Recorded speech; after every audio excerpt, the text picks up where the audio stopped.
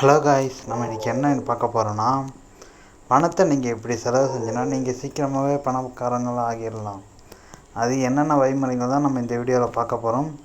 வாங்க வீடியோக்குள்ளே போகலாம். பணம் நம்ம எல்லாருக்குமே ரொம்ப முக்கியமான ஒன்றா போயிடுச்சுங்க. ஏன்னா நம்ம நாள் ஃபுல்லாக ஓடிக்கிட்டு இருக்கிறதே பணத்துக்காக தான்.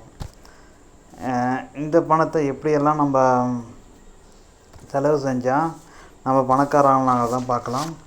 ஃபஸ்ட்டு டாபிக், பணத்தை தவறாக செலவு செய்பவர். அதாவது பணத்தை தண்ணி போல் செலவு செய்வாங்க. தேவையில்லாமல் பைக் வாங்கிறது, கார் வாங்கிறது, இந்த மாதிரி எக்ஸட்ரா நிறைய சொல்லிக்கிட்டு போகலாம். உங்களுக்கே தெரியும், அவங்க ஒரு சில சமயங்களில் ஃபைனான்ஷியலாக பிரச்சனைகளை நிறைய சந்திப்பாங்க. ஆடம்பரமாகவும் செலவு செய்யக்கூடாது, நம்ம தேவைக்கு ஏற்ற மாதிரி தான் செலவு செய்யணும்.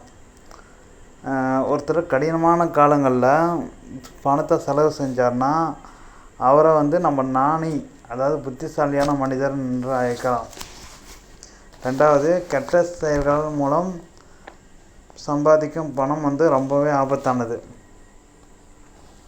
கெட்ட செயல்களால் கிடைத்த பணம் நமக்கு எந்த வகையிலுமே உபயோகப்படாதுங்க. அதை முதல்ல புரிஞ்சுக்கோங்க. அந்த மாதிரி பணம் உங்களுக்கு கையில் இருந்து நழுவுறது உங்களுக்கே தெரியாது. அது எப்படி வந்தது, எப்படி போச்சுன்னு உங்களுக்கு தெரியாது. அந்த மாதிரி பணம் தான் கெட்ட வழியில் வந்திருக்கும். சரியான இடத்துல நம்ம வாழ கற்றுக்கணும். உதாரணத்துக்கு,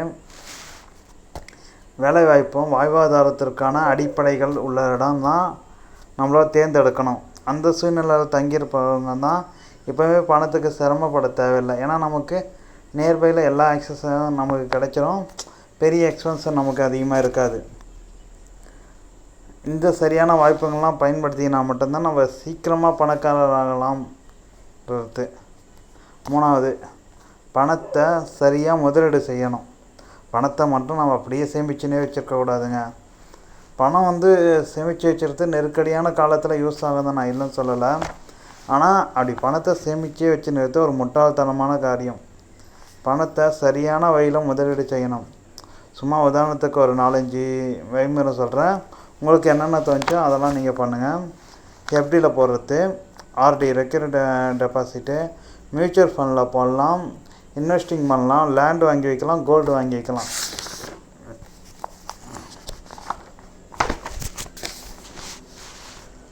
ஒரு பாத்திரத்தில் நம்ம எப்படி தண்ணியை ரொம்ப நாளாக தேக்கி வச்சுருந்தா கெட்டு போகுமோ, அதேமாரி பணமும் நம்ம ரொம்ப நாளாக தேக்கி வச்சுருந்தா கெட்டு தாங்க போகும்.